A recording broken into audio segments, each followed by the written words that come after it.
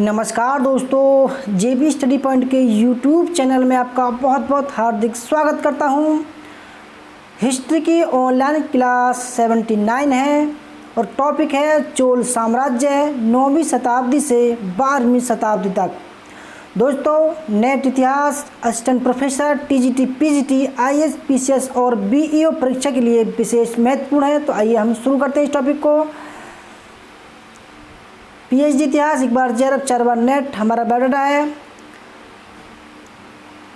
दोस्तों, वीडियो शुरू करने से पहले अगर आप हमारे चैनल पर नए हैं और आपने अभी तक हमारा चैनल सब्सक्राइब नहीं किया, प्लीज़ सब्सक्राइब कर लें। उसके पास में जो बेल आइकन है उसको प्रेस करें, जिससे कि आने वाली नई वीडियो की नोटिफिकेशन आपको पहले मिल सके। वीडियो को लाइक, शेयर और कमेंट करके बताएं कि दोस्तों वीडियो आपको कैसी लगी। तो आइए शुरू करते हैं बिना किसी देरी के। चोलों का प्रारंभिक इतिहास संगम युग से प्रारंभ होता है। संगम युगीन साहित्य से तत्कालीन चोल शासक करिकाल के बारे में व्यापक जानकारी मिलती है। करिकाल ने उरायूर को अपनी राजधानी बनाया था। करिकाल के बाद लगभग 9वीं शताब्दी तक चोलों का इतिहास अंधकारपूर्ण रहा है। करीब 850 ईस्वी में पल्लवों के अवशेषों पर चोल सत्ता का पुनरुत्थान हुआ। तो सबसे पहला जो चोल शासक था 850 में, वो था विजयालय। इसका काल 850 से 875 है। 9वीं शताब्दी के मध्य लगभग 850 में चोल शक्ति का पुनरुत्थान विजयालय ने किया। विजयालय को चोल साम्राज्य का द्वितीय संस्थापक भी माना जाता है। आरंभ में चोल पल्लवों के सामंत थे। विजयालय ने पांड्य शासकों से तंजावर को छीनकर उरायूर के स्थान पर इसे अपने राज्य की राजधानी बनाया। तंजौर को जीतने के उपलक्ष्य में विजयालय ने नरकेसरी की उपाधि धारण की। विजयालय के बाद में आदित्य प्रथम शासक हुआ 875 से 907 ईस्वी। विजयालय का पुत्र एवं उत्तराधिकारी आदित्य प्रथम लगभग 875 ईस्वी में चोल राज सिंहासन पर बैठा। उसने पल्लव नरेश अपराजित को पांड्य नरेश बरगुण के खिलाफ संघर्ष में सैनिक सहायता दी, जिसके बल पर इस संघर्ष में अपराजित विजय हुआ। पर कालांतर में आदित्य प्रथम ने अपनी साम्राज्य विस्तारवादी महत्वाकांक्षा के वशीभूत होकर अपराजित को एक युद्ध में पराजित कर उसकी हत्या कर दी और इस तरह पल्लव राज्य पर चोलों का अधिकार हो गया। पल्लवों के अतिरिक्त उसने पांड्यों एवं कलिंग देश के गंगों को भी पराजित किया। पल्लवों पर विजय पाने के उपरांत आदित्य प्रथम ने कोदंड राम की उपाधि धारण की। कोदंड राम। इसके बाद में प्रांतक प्रथम 907 से 935 शासक बना। आदित्य प्रथम की मृत्यु के बाद उसका पुत्र प्रांतक प्रथम चोल राज्य गद्दी पर बैठा। इसने पांड्य नरेश राज सिंह द्वितीय पर आक्रमण कर पांड्यों की राजधानी मदुरा पर अधिकार कर लिया। इसी हार का बदला लेने के लिए पांड्य नरेश ने श्रीलंका के शासक से सैनिक सहायता प्राप्त कर प्रांतक के खिलाफ युद्ध किया। प्रांतक ने राज सिंह की संयुक्त सेना को पराजित कर मदुरा कौंड की उपाधि धारण की। नोट डाउन करना, प्रांतक ने मदुरा कौंड की उपाधि धारण की। कालांतर में उसे राष्ट्रकूट नरेश कृष्ण तृतीय ने पश्चिमी गंगों की सहायता से तकोल्लम, बहुत महत्वपूर्ण युद्ध है तकोल्लम का युद्ध। कालांतर में उसे राष्ट्रकूट नरेश कृष्ण तृतीय ने पश्चिमी गंगों की सहायता से तकोल्लम के युद्ध में बुरी तरह परास्त किया। राष्ट्रकूटों की इस विजय से चोल साम्राज्य को गहरा आघात लगा। प्रांतक प्रथम के मरने के बाद लगभग 3 दशक तक चोल राज्य दुर्बलता एवं अव्यवस्था का शिकार रहा। प्रांतक प्रथम के बाद क्रमशः गुंडरादित्य 953 से 965, प्रांतक द्वितीय 956 से 973 एवं चोल वंश के शासक हुए। इसमें सबसे योग्य प्रांतक द्वितीय था। प्रांतक द्वितीय 956 से 973 इसे सुंदर चोल के नाम से भी जाना जाता है। इसने तत्कालीन पांड्य शासक वीर पांड्य को चेबर के मैदान में पराजित किया था। अरिमोलीवर्मन अथवा राजराज प्रथम 945 से 1014 ईस्वी परांतक द्वितीय के पुत्र एवं उत्तराधिकारी अरिमोलीवर्मन व राजराज प्रथम परांतक द्वितीय के बाद चोल राज शासन पर बैठा। इसके शासन के 30 वर्ष चोल साम्राज्य के सर्वाधिक गौरवशाली वर्ष थे। इसने अपने पितामह परांतक प्रथम की लौह एवं रक्त की नीति का पालन करते हुए राजराज की उपाधि धारण की। राजाराज ने अपने शासन के 9वें वर्ष में सामरिक अभियान प्रारंभ किया। इस अभियान के अंतर्गत सर्वप्रथम इसने चोल विरोधी गठबंधन में शामिल पांड्य, चेर एवं श्रीलंका के ऊपर आक्रमण किया। इस संयुक्त मोर्चे को नष्ट करने के लिए उसने सर्वप्रथम चेर नरेश भास्कर वर्मन को पराजित किया। चेरों के बाद राजाराज ने पांड्य शासक अमर भुजंग को पराजित कर राजधानी मदुरा को अपने कब्जे में कर लिया। पांड्य राज्य पर अधिकार के बाद राजाराज प्रथम ने श्रीलंका के शासक महेंद्र पंचम पर आक्रमण कर उसकी राजधानी अनुराधापुरम को बुरी तरह नष्ट कर दिया।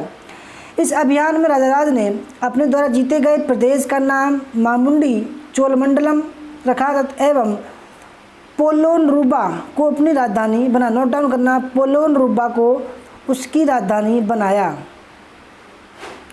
संभवतः इस विजय के बाद राजाराज प्रथम ने जगन्नाथ का विरुद्ध धारण कर पोलोनरूबा का नया नाम जगन्नाथ मंगलम रखा।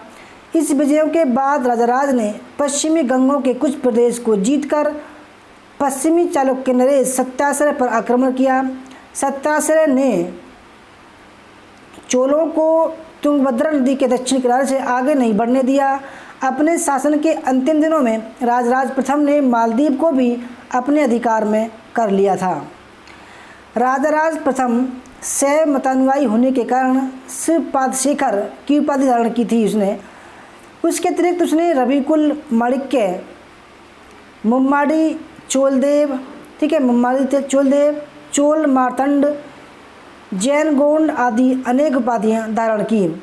उसने तंजौर में द्रविड़ वास्तुकला शैली के अंतर्गत विश्व प्रसिद्ध मंदिर राजराजेश्वर या बृहदीश्वर मंदिर का निर्माण करवाया था। राजाराज प्रथम ने अपने शासन के दौरान चोल अभिलेखों का प्रारंभ ऐतिहासिक प्रशस्ति के साथ करवाने की प्रथा भी शुरू की। उसने शैलेंद्र शासक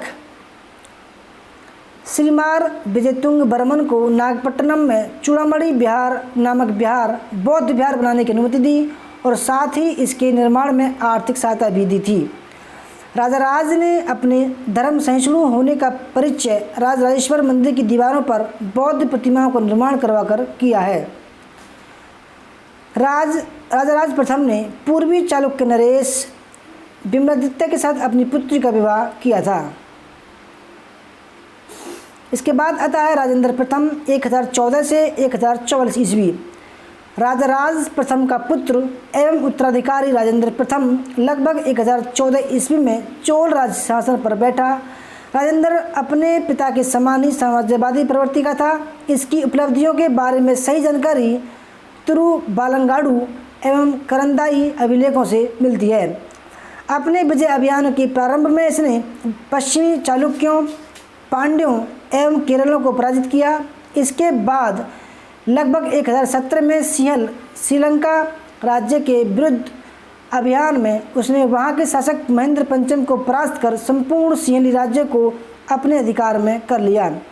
सिंहली नरेश महेंद्र पंचम को चोल राज्य में बंदी के रूप में रखा गया। यहीं पर करीब 1029 में इसकी मृत्यु हो गई। सिंहल विजय के बाद राजेंद्र चोल ने उत्तरी पूर्वी भारतीय प्रदेश को जीतने के लिए विशाल हस्ती माने हस्ती प्रधान सेना का इस्तेमाल किया। राजेंद्र प्रथम ने सामरिक अभियानों का महत्वपूर्ण कारनामा था उसकी सेनाओं का गंगा नदी पार कर कलिंग एवं बंगाल तक पहुंच जाना। कलिंग में चोल सेनाओं ने पूर्वी गंग शासक मधुका बर्मन को पराजित किया। पूर्वी भारत में राजेंद्र ने बंगाल के पाल शासक महिपाल को पराजित किया। संभवतः इस अभियान का नेतृत्व 1022 में विक्रम चोल द्वारा किया गया। गंगा घाटी के अभियान की सफलता पर राजेंद्र प्रथम ने गंगे कोंड चोल की उपाधि धारण की तथा इस विजय की स्मृति में कावेरी तट के निकट गंगे कोंड चोलपुरम नामक नई राजधानी का निर्माण करवाया। सिंचाई हेतु चोलगंगम नामक एक बड़े तालाब का भी उसने निर्माण करवाया था। राजेंद्र प्रथम ने श्री विजय शैलेंद्र शासक विजयतुंग बर्मन को पराजित कर जावा, सुमात्रा एवं मलाया प्रायद्वीप पर अधिकार कर लिया। राजेंद्र प्रथम ने गंगे कोंड चोल, वीर राजेंद्र, मुडी गोंड चोल आदि उपाधियाँ धारण की थीं।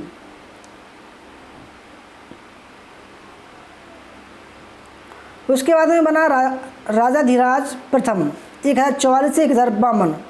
राजेंद्र प्रथम के बाद उसका पुत्र राजाधिराज प्रथम 1044 में चोल राजगद्दी पर बैठा। उसका सर्वप्रथम संघर्ष कल्याणी के पश्चिमी चालुक्य से हुआ। तत्कालीन चालुक्य नरेश सोमेश्वर को पराजित कर चालुक्य राजधानी कल्याणी पर अधिकार कर लिया। इस विजय के उपलक्ष्य में राजाधिराज ने अपना वीराभिषेक करवाकर विजय राजेंद्र की उपाधि धारण की। राजधानी कल्याणी की विजय स्मृति के रूप में वहां से एक द्वारपालक की मूर्ति लाकर राजाधिराज ने उसे तंजौर नगर के दारासुरम नाम स्थान पर स्थापित करवाया। कालांतर में लगभग 1050 में सोमेश्वर ने चोल सेनाओं को अपने प्रदेश से बाहर खदेड़ दिया और साथ ही बेंगी के शासक राजाराम को अपने अधीन कर लिया। कोप्पम के युद्ध 1052 से 54 में चालुक्य नरेश सोमेश्वर बुरी तरह पराजित हुआ, पर इस युद्ध में लड़ते समय बुरी तरह घायल होने के कारण राजाधिराज की मृत्यु युद्ध के क्षेत्र में हो गई। तत्पश्चात राजाधिराज के छोटे भाई राजेंद्र द्वितीय ने युद्ध क्षेत्र में अभी अपना राज्याभिषेक करवाया था। दोस्तों नोट डाउन करना कि जो राजाधिराज है उसकी मृत्यु युद्ध करते समय हो गई थी युद्ध क्षेत्र में, ठीक है। उसके बाद में राजेंद्र द्वितीय को का राज्याभिषेक युद्ध क्षेत्र में ही करवाया गया था। राजेंद्र द्वितीय 1052 से 1064। राजाधिराज की मृत्यु के बाद राजेंद्र द्वितीय चोल राजसिंहासन पर बैठा। इसके समय में भी चोल चालुक्य संघर्ष जारी रहा। राजेंद्र द्वितीय ने कुंडल संगमम में चालुक्य सेना को पराजित किया। उसने अपनी लड़की मधुरांतिका का विवाह पूर्वी चालुक्य नरेश राजेंद्र के साथ किया। वीर राजेंद्र 1064 से 1070। राजेंद्र द्वितीय की मृत्यु के बाद उसका छोटा भाई वीर राजेंद्र गद्दी पर बैठा। लगभग 1060 में अपने परंपरागत शत्रु पश्चिमी चालुक्यों को कुंडल संगम के मैदान पर पराजित कर वीर राजेंद्र ने तुंगभद्रा नदी के किनारे पर विजय स्तंभ की स्थापना की। पश्चिमी चालुक्यों के खिलाफ एक अन्य अभियान में कंपिल नगर को जीतने के उपलक्ष्य में करडीग्राम में एक और विजय स्तंभ स्थापित करवाया। वीर राजेंद्र ने सोमेश्वर के छोटे भाई विक्रमादित्य षष्ठ, जो कि सोमेश्वर के विरुद्ध था, के साथ अपनी पुत्री का विवाह कर पश्चिम चालुक्य के साथ संबंधों के नए अध्याय की शुरुआत की। अधिराजेंद्र 1070 ईस्वी। वीर राजेंद्र की मृत्यु के बाद अधिराजेंद्र चोल राजगद्दी पर बैठा, पर कुछ महीने के शासन के बाद ही राज्य में हुए जन विद्रोह में ही भीड़ ने अधिराजेंद्र की हत्या कर दी। उसकी मृत्यु के साथ ही विजयालय द्वारा स्थापित चोल वंश समाप्त हो गया। इस अशांति में परिस्थिति का फायदा उठाकर राजेंद्र द्वितीय कुलोत्तुंग प्रथम के नाम से चोल राजसिंहासन पर बैठा। इसके बाद चोल इतिहास चोल चालुक्य वंश इतिहास के नाम से जाना जाता है। कुलोत्तुंग प्रथम 1070 से 1120 ईस्वी। पूर्वी चालुक्य वंश का राजेंद्र द्वितीय कुलोत्तुंग नाम से चोल चालुक्य वंशीय राज सिंहासन पर बैठा। उसने दक्षिणी चालुक्य नरेश विक्रमादित्य षष्ठ को पराजित किया। इसका उल्लेख बिल्हड़ के विक्रमांकदेव चरित्र में मिलता है।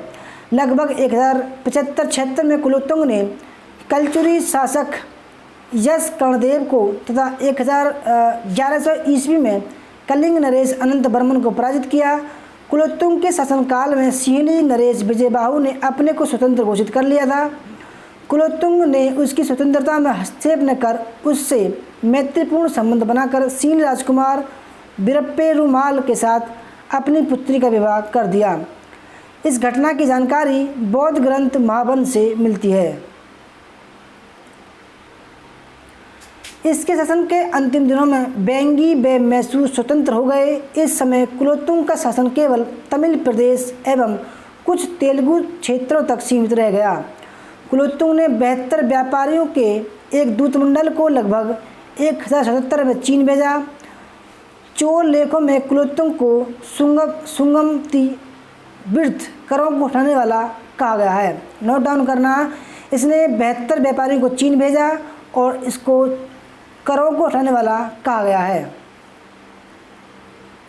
विक्रम चोल 1020 से यानी कि 1120 से 1133 कुलोत्तुंग का पुत्र विक्रम चोल उसके बाद चोल चालुक्य राज शासन पर बैठा। विक्रमादित्य षष्ठ के मरने के बाद उसने पूर्ण वेंगी पर अधिकार कर लिया। 1133 के करीब इसने पश्चिमी चालुक्य नरेश सोमेश्वर तृतीय को पराजित किया था। सबसे लास्ट में जो आया कुलोत्तुंग द्वितीय 1133 से 1150।